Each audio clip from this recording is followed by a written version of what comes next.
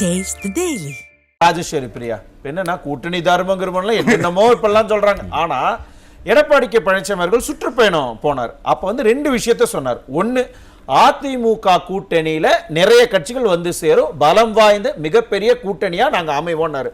அது இப்ப பாஜக வந்துட்டாங்க, அடுத்தது தமிழ் மாநில காங்கிரஸ் இருக்கிறாங்க, ஆல்ரெடி இப்ப பாமக இன்னும் சில ஐஜேகே இருக்காங்க, இன்னும் சில கட்சிகள் வர்றதுக்கு இருக்கு அப்படிங்கறதையும் அவங்க சொல்லிட்டாங்க. இது ஒண்ணு நடந்துருச்சு. இன்னொன்னு, திமுக கூட்டணி உடையும் அப்படிங்கிறது ரெண்டாவதா சொன்னாரு. அதுக்கான வாய்ப்புகள்லாம் இப்ப அதிகமா இருக்கிற மாதிரியான சமிகைகள்லாம் நமக்கு வந்துகிட்டு இருக்கு. அப்ப அதிமுக அவங்களுடைய பிளான் அண்ட் ஸ்ட்ராட்டஜில சரியா போயிட்டு இருக்காங்க அப்படிங்கிறது மக்களுக்கு தெளிவா புரியுமா? நிச்சயமாக. என்ன எதிர்க்கட்சி தலைவர்கள் என்ன சொன்னாங்களோ அதுபடியே வந்து அடுத்தடுத்து நடக்கக்கூடிய சம்பவங்கள் நிகழ்வுகள் எல்லாமே வந்து சாதகமாக அவங்க சொன்னது மாதிரியே நடந்துட்டு இருக்கு. ஆனா திமுகவுக்கு எதிரே பார்க்காத விஷயம்லாம் நிறைய நடந்துட்டு இருக்கு. என்னது எதிர்பார்க்காத விஷயங்கள்? காங்கிரஸோட அதிகாரத்துல பங்குன்னு ஆரம்பிச்ச விஷயமா இருக்கட்டும், அது மட்டும் இல்லாம எங்களுக்கு இரட்டை இலக்கத்துல சீட்டு வேணும்னு சொன்னதா இருக்கட்டும், இன்னும் சொல்ல போனா திமுகவுல இருக்கக்கூடிய கூட்டணி கட்சிகள் மேல மக்களுக்கே வந்து ஒரு அதிருப்தி இருக்கு. இப்ப சொன்னது மாதிரி கூட்டணி தர்மத்தை காப்பாத்துறோம்னு சொல்லிட்டு இப்ப விசிகாவை எடுத்துக்கிட்டா கூட நீங்க அங்க வெங்கைவேல் பிரச்சனை உட்பட பல பிரச்சனைகளுக்கு இன்னுமே தீர்வு காணப்படலை. பட்டியலின மக்கள் மிகுந்த கடும் கோபத்தோட இருக்காங்க. எல்லா இடத்திலையுமே திமுக ஆட்சியில மிகவும் பாதிக்கப்பட்டவர்கள் யாரு அப்படின்னு பார்த்தா பட்டியலின மக்கள் தான். அப்ப அவர்களுடைய வாக்கு அப்படிங்கிறது நிச்சயமாக திமுக கூட்டணிக்கு போகாது. இன்கேஸ் அவங்க அந்த கட்சியை சார்ந்தவர்களா இருந்தா கூட அவங்க குடும்பத்துல உள்ளவங்க இது மாதிரியான பேச்சுக்களை தொடங்கிட்டாங்க. நீங்க கட்சியில இருக்கீங்க, கூட்டணியில இருக்கீங்க, ஆனா நமக்கு என்ன ஆனிச்சு, நம்மளே தான் சொல்றாங்க, நம்மளே தான் குற்றம் சொல்றாங்க, நமக்கு எதிரான குற்றங்கள் அதிகமாயிட்டு இருக்கு, சின்ன குழந்தைங்க பாலியல் வன்கொடுமை அதிகமா அதாவது பட்டியலின குழந்தைகள் பாருங்க அவ்வளவு பேர் பாதிக்கப்பட்டிருக்காங்க.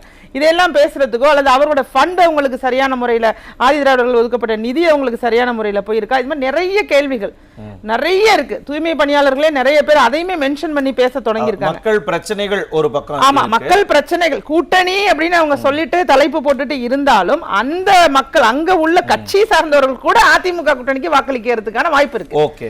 ஏன்னா இன்னைக்கு பலமான கூட்டணியில் இருக்கிற ஆதரவாளர்களே ஏன்னா 4.5 வருஷம் ஆட்சி செய்த பொழுது திரு எடப்பாடி கே பழனிசாமி அவர்கள் மிகச்சிறந்த ஆட்சியை கொடுத்திருக்காரு.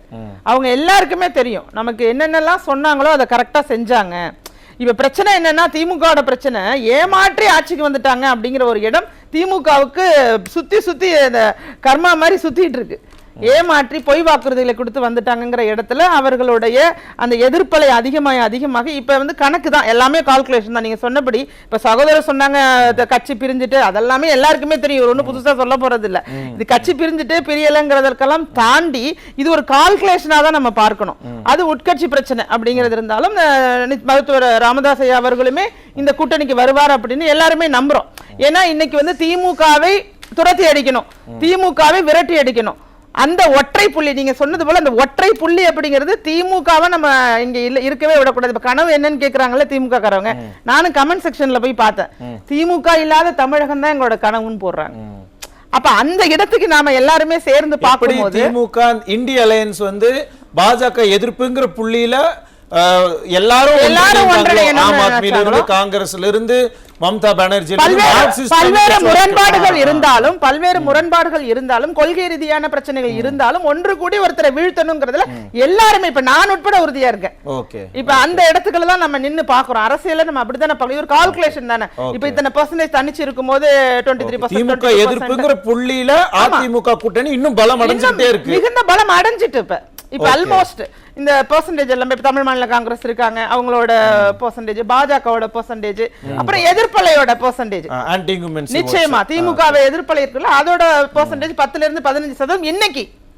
அது இன்னும் மாறுறதுக்கான வாய்ப்புகள் அதிகமா இருக்கு. ஏன்னா வெகுஜன மக்களுடைய கருத்துக்களை தான் நான் பிரதிபலிக்கிறேன். அப்ப அப்படியெல்லாம் பார்க்கும்போது இப்ப அதிமுக தலைமையிலான கூட்டணியோட வெற்றி உறுதி செய்யப்பட்டு விட்டது அப்படின்னு நம்ம பார்க்கலாம். இதுல வந்து பாசிட்டிவ் என்னன்னு கேட்டீங்கன்னா, யாரால எதிர்க்க முடியும் திமுகவை அப்படின்னு பார்த்தா நிச்சயமாக அது திரு எடப்பாடி கே பழனிசாமி அவர்களால தான் எதிர்க்க முடியுங்கிறத எல்லாருமே நம்புறோம்.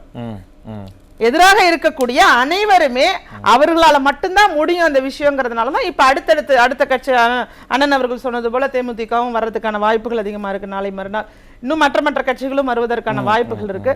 இங்க எல்லாமே பிளஸ்ல போகுது. திமுகல அங்க விரிசல் வந்துட்டு இருக்கிறது காரணம் அதிக தொகுதி கேட்கறது, அதிகாரத்துல பங்கு இது ஏற்படுத்து, இதெல்லாம் நம்ம சொன்னது மாதிரி அதற்கு அடுத்தடுத்து கூட்டணிகளுக்குள்ள அங்க இருக்கக்கூடிய மற்ற கட்சிகள் இங்க வருவதற்கான வாய்ப்புகள் இருக்கு. நீங்க பிரதான கட்சிகளா தவிர மற்ற நிறைய சின்ன சின்ன கட்சிகள்லாம் கூட அங்க இருக்காங்க. அவர்கள் எல்லாம் கூட அதிமுக கூட்டணிக்கு வருவதற்கான திமுக கூட்டணி உடையறது மட்டும் இல்லாம அங்கிருந்து இங்க டிரான்ஸ்பர் ஆகுங்கிறீங்களா? நிச்சயமா. ஆனா அவங்கள நாங்க கொள்கை ரீதியாக ஒன்றிணைஞ்சிருக்கோம்னு சொல்றாங்க. அவங்க எப்படி இந்த பக்கம் வருவாங்க? இல்ல வெற்றி வாய்ப்பு அங்க அதிகமா இருக்கு அப்படிங்கிற விஷயம் வந்து எல்லாருக்கும் தெரிய ஜெயிக்கிற பக்கத்துல இருக்கணும்ங்கற அந்த நினைப்போட வரலாம். கேட்டகரிஸ்ல இருக்கிறவங்க வர தொடங்கிடுவாங்க. இங்க ஒரு அமோகமான ஒரு வாய்ப்பை வந்து நம்ம பார்க்கலாம். அதிமுக கூட்டணிக்கு அமோக வாய்ப்புகள் இருக்கு. அத வந்து எப்படி தொண்டர்கள், ஏன்னா இவ்வளவு நாளா பொதுமக்களுக்கே வந்து ஒரு பெர்செப்ஷன் இவர் சொன்னார் இல்லையா, அவங்க 2 இருக்காங்க 3 இருக்காங்கன்னு சொன்னாங்க, அதுக்கப்புறம் கூட்டணி அவங்க கூட இல்லைன்னு சொன்னாங்க, அதுக்கப்புறமா கூட்டணி கட்சியே எந்த பகுதியிலிருந்து அவங்க வந்திருக்கிறாங்கன்னு எல்லாம் சொல்றாங்கல்ல.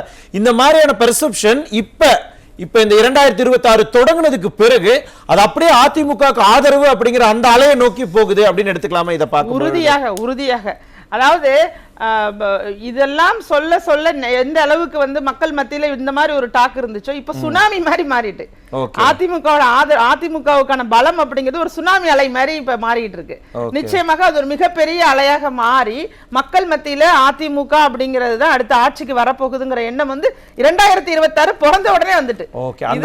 அந்த அதிமுக ஆதரவு அலைய எப்படி இவங்க வந்து அதிமுக கூட்டணி கன்சால்டேட் பண்ண போறாங்க, திமுக எதிர்ப்பு அலை எங்கெல்லாம் போய் திமுக பிரச்சனைகளை கொடுக்க போகுதுன்னு இன்னும் விரிவாக பேசலாம்.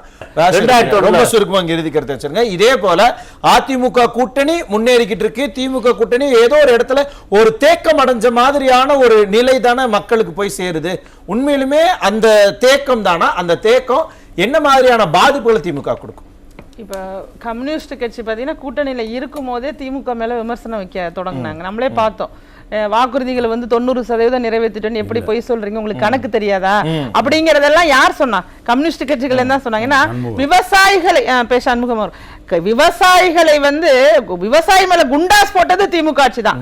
உண்மையாகவே அவர்கள் வந்து எப்போதும் போல கம்யூனிஸ்ட் வந்து களத்துல இருக்கக்கூடிய ஒரு மக்களுக்காக விவசாயிகளுக்காக எதா இருந்தாலும் முன்னாடி வந்துருவாங்கல்ல.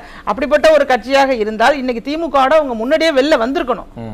இப்ப ஏற்பட்ட சூழ்நிலை நீங்க சொல்றது போல அதிமுகவுடைய பலம் அதிகரிச்சுட்டே இருக்கும் போதாவது அவர்கள் மக்களுக்காக நாம இருக்கணும் அப்படிங்கிற எண்ணத்தை அவங்க அதிகப்படுத்திக்கிட்டு இந்த பக்கம் வந்துடணுங்கிறதெல்லாம் எங்களை போன்றவரோட கோரிக்கை. டெல்டா மாவட்டத்துல நான் வந்திருக்கிறதுனால, ஏன்னா விவசாயிகளை எல்லா இடத்துலயுமே தொடர்ச்சியா பாத்தீங்கன்னா அவங்களுக்கு ஏற்பட்ட பாதிப்புகள், நிவாரண தொகை, இது எதுவுமே ப்ராப்பரா அவர்களுக்கு சென்று அடையல, வேதனையில இருந்துட்டு இருக்காங்க. அப்ப அதை எதிர்த்து கூட உங்களால கடுமையான போராட்டங்கள் செய்ய முடியல கூட்டணியினால, கூட்டணி தர்மத்தால. அப்ப அந்த இடத்தை நீங்க வந்து தெளிவா புரிஞ்சுக்கணும். இன்னும் கட்சிகள் அங்கிருந்து வருவதற்கான வாய்ப்புகள் மிக அதிகமாக இருக்குங்கிறத திமுக கூட்டணிக்குள்ள இன்னும் என்னென்ன பிரச்சனைகள் ஏற்பட போகுது, அதிமுக கூட்டணியில யாரெல்லாம் இன்னும் வந்து சேர போறாங்கிறது பொறுத்திருந்து பார்க்கலாம். அரங்கத்திற்கு